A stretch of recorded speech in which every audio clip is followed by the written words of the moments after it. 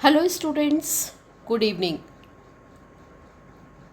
आज हम कछुआ और दो हंस इस कहानी को समझने की कोशिश करेंगे। पहले हिंदी में फिर इंग्लिश में। ये स्टोरी पंचतंत्र से ली गई है। विष्णु शर्मा ने लिखी है इस स्टोरी को। और ऐसा कहते हैं कि 2200 से 2500 साल पहले की ये कहानियाँ हैं। पंचतंत्र, पंच का मतलब होता है पांच और तंत्र का मतलब होता है सिद्धांत। तो 5 सिद्धांतों पर आधारित कहानियाँ विष्णु शर्मा ने लिखी है। उसके पीछे एक ऐसी कथा भी है कि एक राजा के 3 बेटे थे और तीनों जब गुरुकुल पढ़ने गए तो वो वहाँ पे जाके शिक्षा नहीं ले पाए। उनको जो भी वहाँ पर गुरुकुल में जो शिक्षा होती है, जिसमें उनको पूरा रिलीजियस स्टडी होती है, पुराण और वो सब पढ़ना पड़ता था, तो वो नहीं पढ़ पाए। उनको वो ज्ञान, वो श्लोक, वो सब याद नहीं होते थे। मतलब वो उतना एफिशिएंट नहीं थे, कैपेबल नहीं थे। तो राजा बहुत चिंता में पड़ गया कि फिर राज्य कैसे चलेगा। तो उन्होंने विष्णु शर्मा का नाम सुना था कि एक बहुत फेमस, बहुत प्रसिद्ध लेखक हैं विष्णु शर्मा। ऐसा ऐसा प्रचलित कथा है। तो उनको बुलाया उन्होंने राज दरबार में और फिर उनसे कहा कि आप मेरे बच्चों को लायक बना सकते हैं क्या। तो फिर विष्णु शर्मा ने कोई इस तरह का करिकुलम बेस कोई टीचिंग नहीं दी। उन्होंने फेबल्स, मतलब जानवरों, पक्षियों, वृक्षों के थ्रू कहानियाँ सुनाई, जिसमें उन्होंने जीवन की पाठशाला के विभिन्न पहलुओं को, कि दुश्मन को कैसे समझना है, कठिन समय में कैसे निर्णय लेना है, इस तरह के जो हमारे जीवन से जुड़ी कठिनाइयाँ या जीवन से जुड़ी जो बातें हैं, वो तीनों राजा के तीनों बच्चों को पढ़ाई। और फिर वो दक्ष हो गए क्योंकि उन्होंने जीवन को समझ लिया।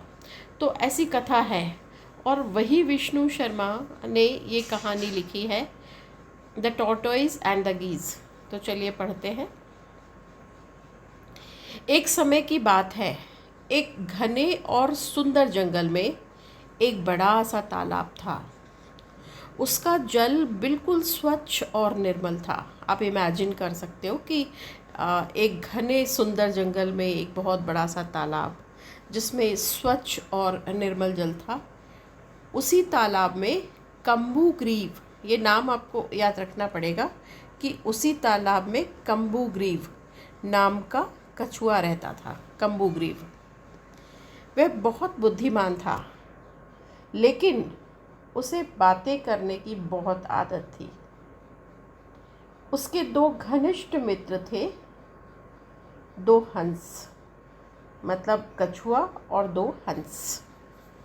कम्बुग्रीव और उसके 2 हंस, 2 दोस्त थे, जिनका नाम संकट और विकट था। तो मतलब 3 दोस्त थे, कम्बुग्रीव और संकट और विकट। कम्बुग्रीव कछुआ था और संकट और विकट उसके 2 घनिष्ठ दोस्त थे जो हंस थे। तो आप ऐसे इमेजिन कर सकते हो।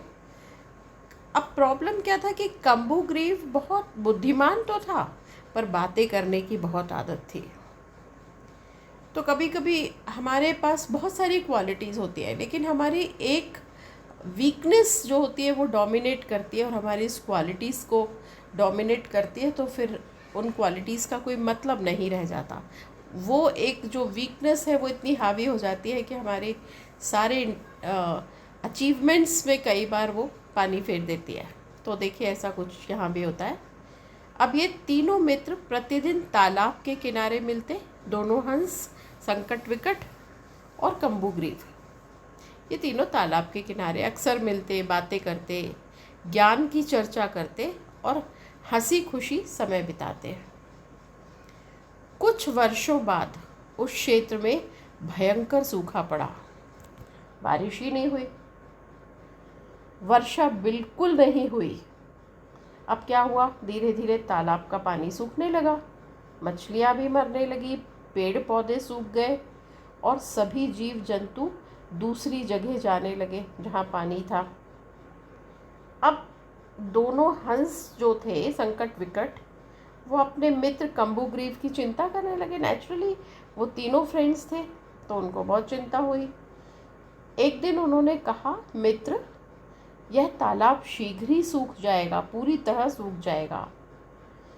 हमने बहुत दूर एक बड़ा तालाब देखा है जहाँ पर्याप्त पानी है, हमें वहाँ चलना चाहिए। कछुआ उदास होकर बोला, तुम दोनों तो उड़ सकते हो, लेकिन मैं कैसे जाऊँ? यदि मैं यही रहा तो मेरी मृत्यु निश्चित है, पर मैं बिना पानी के कैसे जाऊँगा? मैं तो उड़ भी नहीं सकता। तो दोनों हंस कुछ देर सोचने लगे। फिर उनमें से एक बोला, हम एक मजबूत लकड़ी लाएंगे, हम दोनों उसके दोनों सिरों को अपनी चोंच से पकड़ लेंगे, है ना। एक मजबूत लकड़ी को हम दोनों अपनी चोंच से पकड़ लेंगे और तुम बीच वाले भाग में अपने मुंह से मजबूती से, बीच वाले भाग को तुम पकड़ लेना मजबूती से, है ना। यहाँ पर तुम पकड़ के इस तरह से चलना। इस प्रकार तुम्हें उड़ाकर नए तालाब तक हम ले जाएंगे। तो यहाँ संकट और विकट थे और बोले, यहाँ पे कम्बुग्रीव तुम चलना, तुम दांत से ये बीच वाली लकड़ी का भाग पकड़ लेना और यहाँ से हम लोग पकड़ लेंगे और इस तरह से हम चलेंगे। प्लानिंग हो गई। अब कछुआ बहुत खुश हुआ कि हाँ चलो, मैं भी चल पाऊँगा ऐसे में। लेकिन हंसों ने उसे गंभीरता से चेतावनी दी। वो जानते थे कि कछुआ बहुत बात करता है। उन्होंने कहा, ध्यान रखना, उड़ते समय किसी भी परिस्थिति में अपना मुंह मत खोलना। यदि तुमने एक शब्द भी बोला तो लकड़ी छूट जाएगी और तुम नीचे गिर जाओगे। उसको बार बार वार्निंग दी। कछुए ने विश्वास से कहा, मैं वचन देता हूँ कि पूरे रास्ते नहीं बोलूँगा। अगले दिन योजना के अनुसार दोनों हंस लकड़ी लेकर आए। उन्होंने सिरों को अपनी चोंच से पकड़ लिया और कछुए ने बीच का भाग अपने मुंह से कसकर पकड़ लिया। तीनों आकाश में उड़ चले। जब वे गांव और खेतों के ऊपर से गुजर रहे थे, तब लोगों ने यह अद्भुत दृश्य देखा तो बच्चे चिल्लाने लगे, देखो देखो, दो हंस एक कछुए को उड़ा कर ले जा रहे हैं। लोग हंसने लगे, ताली बजाने लगे और आश्चर्य से उनकी ओर देखने लगे। कछुए ने सबकी बातें सुनी। पहले तो वह चुप रहा, लेकिन धीरे धीरे उसे क्रोध आने लगा। वो इरिटेट होने लगा, जो हम जनरली हम भी करते हैं ना, कि हमको कोई प्रोवोक करता है हम इरिटेट होने लगते हैं। वह सोचने लगा, ये लोग मेरा मजाक उड़ा रहे हैं। क्रोध में वह अपने मित्रों की सीख भूल गया और जैसे ही उसने बोलने के लिए मुंह खोला, अरे मूर्खो, तुम लोग हंस क्यों रहे हो? इतना कहते ही लकड़ी उसके मुंह से छूट गई और वह तेजी से नीचे गिर पड़ा और उसकी धरती में गिरते ही मृत्यु हो गई। दोनों हंस नीचे उतरे। अपने प्रिय मित्र को मृत देखकर वे दुखी हो गए और बोले, हमने बार बार समझाया था, यदि इसने अपनी वाणी पर नियंत्रण रखा होता तो आज यह जीवित होता। और कहानी खत्म हो गई। मॉरल ऑफ द स्टोरी है कि समय पर मौन रहना बुद्धिमानी है। जो व्यक्ति अपनी वाणी पर नियंत्रण नहीं रखता, वह स्वयं अपने लिए संकट खड़ा कर लेता है। मतलब ज़रूरी नहीं है कि हम हर बात में रिएक्ट करें। हमको हो सकता है सच में भी हम गलत कर रहे हो या हमारी सिचुएशन ऐसी हो कि लोग हंसी उड़ाए, फिर भी हमको चुप रहना है। क्योंकि वाणी पर नियंत्रण रखना सबसे बड़ा, अपनी वाणी पर नियंत्रण रखना, जो व्यक्ति अपनी वाणी पर नियंत्रण रखता है वह खुश रहता है, और जो नहीं रखता वो अपने लिए संकट खड़ा कर लेता है। आप देखो अभी पॉलिटिकल वर्ल्ड में ही देखो तो लोग कितना कितना कुछ भी बोल जाते हैं, फिर माफ़ी मांगते हैं, फिर कुछ भी, मतलब ये तो मैं एक एग्जाम्पल बता रही हूँ, ऐसा हजारों बार होता है। स्लिप ऑफ टंग कहते हैं ना कि अरे सर मेरा मतलब नहीं था, आई डेंट मीन टू से, but it was slip of tongue. कितनी बार एक जरा सी गलती हमसे कितना हमारे सारे मेहनत पे पानी फेर देती है। इसीलिए कोई कितना भी प्रोवोक करे, हमको संयम रखना है, मुंह से इस तरह के अपशब्द कभी भी नहीं निकालना है, क्योंकि सोच समझकर बोलने वाला व्यक्ति ही जीतता है। तो अपनी सच्ची बुद्धिमानी है वह व्यक्ति जो नाप तोल के और सोच समझकर बोलता है और दूसरों की बातों से उत्तेजित नहीं होता, प्रोवोक नहीं होता, वो फोकस होता है, वो अपने काम पे ध्यान देता है। तो ये बीए फर्स्ट ईयर के लिए आपके सिलेबस में प्रिस्क्राइब्ड है, इसलिए मैंने अभी हिंदी में बनाई है। ये स्टोरी को मैंने हिंदी में इसका वर्जन दिया आपको। इस पेपर का नाम है Indian literature in translation. BA first year के सेकंड सेमेस्टर में है ये पोएम, स्टोरी। तो मैंने अभी इसको बहुत शॉर्ट में आपको बताया।